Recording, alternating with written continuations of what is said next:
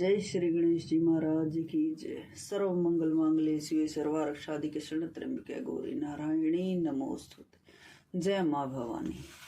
नारद ने कहा, पिताजी आप देवताओं के भी आराध्य देवता हो। तीनों गुणों का जो स्वरूप है उसे मैं विस्तार पूर्वक जानना चाहता हूँ।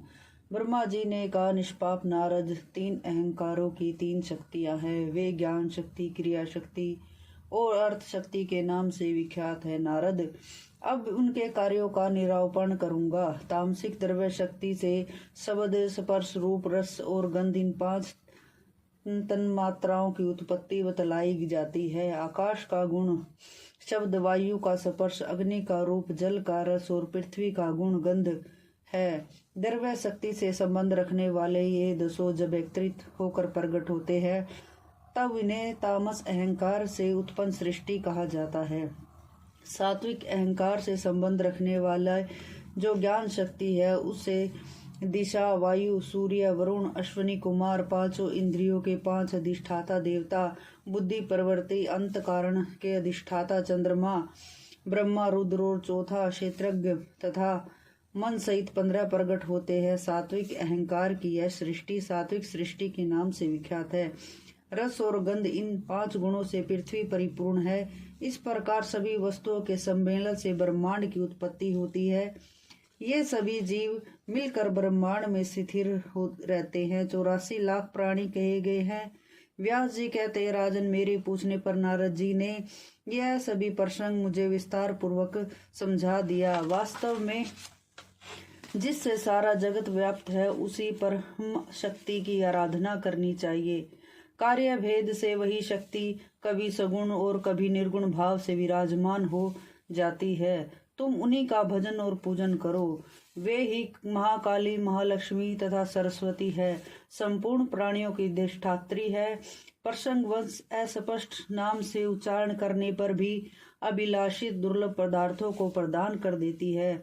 वन में व्याघ्र, सिंह, हिंसक आदि जानवरों को देखकर डर जाने से यो बिंदु रहित नाम का उच्चारण होने पर भी मनोरथ पूर्ण हो गया था। राजन, इस विषय में एक सत्यव्रत ब्राह्मण नाम का उदाहरण सामने आया है। सत्यव्रत नाम का एक महान मूर्ख निरक्षर ब्राह्मण था।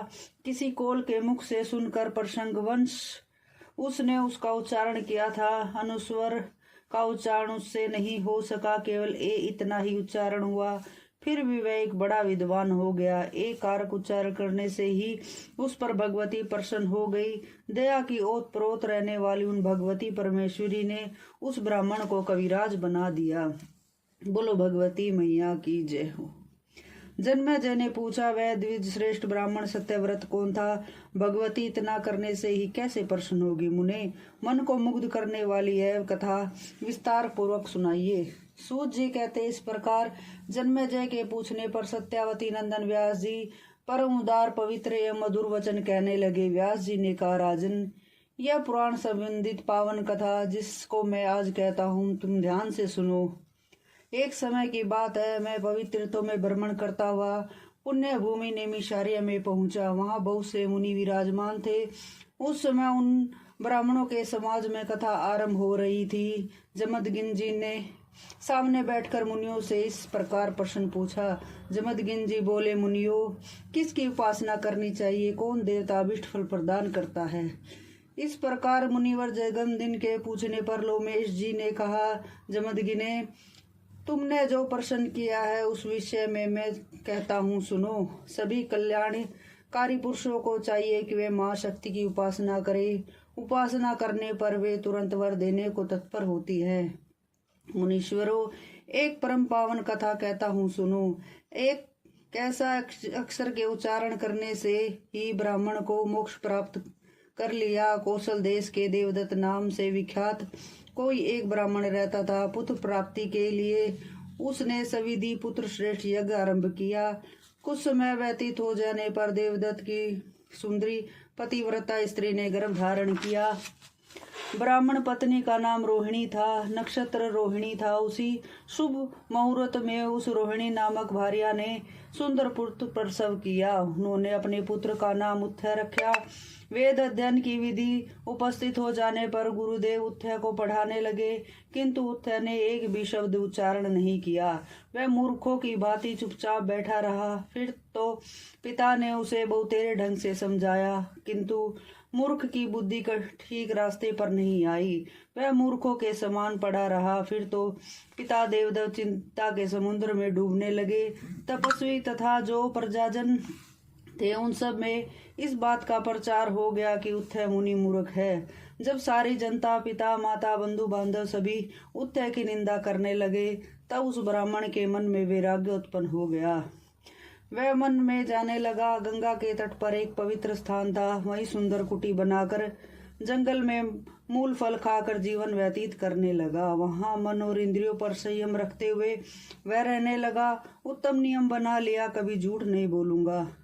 यो उस सुरम्य आश्रम पर ब्रह्मचार्य पूर्वक उसका समय व्यतीत होने लगा। लोमेश जी कहते हैं, वह ब्राह्मण उत्तर न वेद अध्ययन जानता था, न ही जब देवताओं का ध्यान और आराधन कैसे होता है उसका उसे कुछ भी पता नहीं था। यूं उस पुण्य श्लीला गंगा के तट पर 14 वर्ष व्यतीत हो गए। न कोई आराधना की, न किसी का जप किया, न ही किसी मंत्र की जानकारी प्राप्त की। उस वन में रहकर उत्थय ने केवल समय ही व्यतीत किया। पर उत्थय मुनि सत्य बोलते हैं, सत्यव्रत का पालन करते हैं। बात सारे लोग जान गए। सारी जनता में उनका यश फैल गया। कभी भी उनके मुख से कभी मिथ्यावाणी नहीं निकलती। एक समय की बात है, एक महान मूर्ख जंगली आदमी शिकार खेलने वहां पहुंचा। उस धनुषधारी की रात ने बाण से एक सुअर बींधा गया था। अत्यंत भयभीत होकर भागता हुआ वह सुअर बड़ी शीघ्रता से उत्थय मुनि के पास पहुंचा। उस दिनहीन पशु पर उत्थय मुनि की दृष्टि पड़ी। रुधिर से भीगे शरीर वाला वह सुअर मुनि के सामने से ही दौड़ा जा रहा था। दया के ओतप्रोत मुनि कांप उठे। फिर तो उनके मुख से शाश्वत बीजे का उच्चारण हो गया। वे महात्मा उत्थय को नितांत ज्ञानी था। उसे शाश्वत बीज मंत्र का क्या पता था, किंतु शोक में पड़ा जाने पर उसके मुख से यह उच्चारण हो गया। इधर वह सुअर आश्रम में जाकर एक सघन झाड़ी के पीछे छुप गया। इसके बाद तुरंत वह निषादराज शिकारी कान पर बाण खींचे हुए धनुष हाथ में लिए उत्थय मुनि के सामने उपस्थित हुआ। उनसे सामने खड़े होकर प्रणाम किया और पूछा, द्विजवर सुअर कहाँ गया? मैं जानता हूँ आप सत्यवासी हैं। मैं आपसे पूछ रहा हूँ कि मेरे बाण से बिंधा हुआ वह सुअर कहाँ गया? इस प्रकार उस व्याग के पूछने पर महाभाग उत्थय मुनि ने मन में भांति भांति के विचार उठने लगे। सोचा है, नहीं देखा इसे कैसे कहा जाए जिससे मेरा सत्यव्रत नष्ट न हो, परंतु सत्य तो यह हो या सत्य मैं यह भी कैसे कह दूं बाण से बिंधा हुआ सुअर इधर गया है। यह व्याग तो उसे मार ही डालेगा। इधर धर्म संकट में पड़कर उत्थय सोच रहे थे, परंतु किसी निर्णय पर नहीं पहुंच सके। तब उत्थय मुनि ने बाण से बिंधे हुए दयापात्र सुअर को देखा था। तब उसने मुंह से अन्यासी ए शब्द निकल गया था। ए भगवती का मांग बीज मंत्र है। अतः उसे सुनकर भगवती प्रसन्न हो गई। उन्होंने उत्थय को लव विद्या प्रदान कर दी। भगवती के मांग बीज मंत्र का उच्चारण हो जाने से मुनि को संपूर्ण विद्याएं सुलभ हो गई। उत्थय मुनि एक महान कवि बन गए। अब उन्होंने धनुष बाण लेकर सामने खड़े व्याग से यह श्लोक कहा। व्याग देखने वाली आंखें हैं, वह बोल नहीं सकती, और जो वाणी बोलती है वह देख नहीं सकती। फिर तुम अपना कार्य की साधने की धुन में क्यों बार बार पूछ रही हो? मुनिवर उत्थय के यो कहने पर पशुघाती व्याघ्र चला गया। अब वे उत्थय एक दूसरे वाल्मीकि की भांति प्रचंड विद्वान हो गए। सारे भूमंडल पर सत्यव्रत नाम से उनकी प्रसिद्धि हो गई। तदनंतर सार सब में बीज मंत्र एक औचार उन्होंने विधिवत जप किया। जिन पिता ने उत्थय को त्याग दिया था वे आश्रम पर आए और बड़े आदर के साथ मुनि उत्थय को घर लौटा लाए। अतएव राजन, उन आदि भगवती जगदम्बिका की उपासना करनी चाहिए।